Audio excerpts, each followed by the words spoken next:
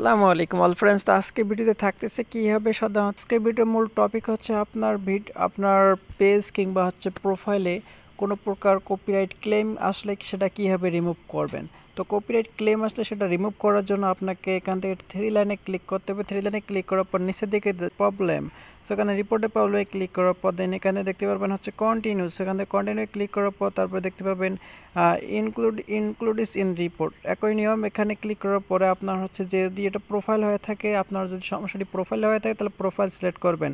আর যদি আপনার পেজ হয়ে থাকে তাহলে নিচের দিকে দেখতে পারবেন যে পেজ, তো এখান থেকে পেজে ক্লিক করুন। আমার যদি প্রোফাইলের সমস্যা, এখানে প্রোফাইলটি সিলেক্ট করলাম। প্রোফাইলটি সিলেক্ট করার পর এরকম অপশন আসবে, যারা হচ্ছে ফেসবুকের অফিসিয়াল অ্যাপ থেকে কাজটি করবেন ঠিক একই নিয়মে একই প্রসেসে কাজ করতে হবে। তো এখানে হচ্ছে কি লিখতে হবে আমার এই ভিডিওর কমেন্ট বক্সে সেটা আমি পিন করে রাখবো, আপনারা সেখান থেকে কপি করে নেবেন।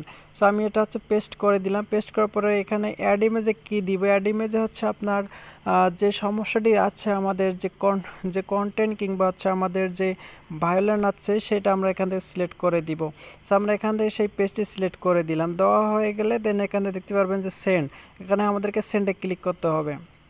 সেন্ডে ক্লিক করলে এখানে এটা সাবমিট হয়ে যাবে। আমাদের হচ্ছে যদি কপাল ভালো হয়ে থাকে তাহলে হচ্ছে 48 ঘন্টার ভিতরে আমাদের যে ভায়োলেন্ট কিংবা হচ্ছে যে আমাদের পলিসি যে ইস্যুটা রয়েছে সেই ইস্যুটা রিমুভ হয়ে যাবে। সো এই ছিল আজকে ভিডিওটি ভালো লাগলে আমাদের ইটিআরবি চ্যানেল সাবস্ক্রাইব করবেন। আল্লাহ হাফেজ।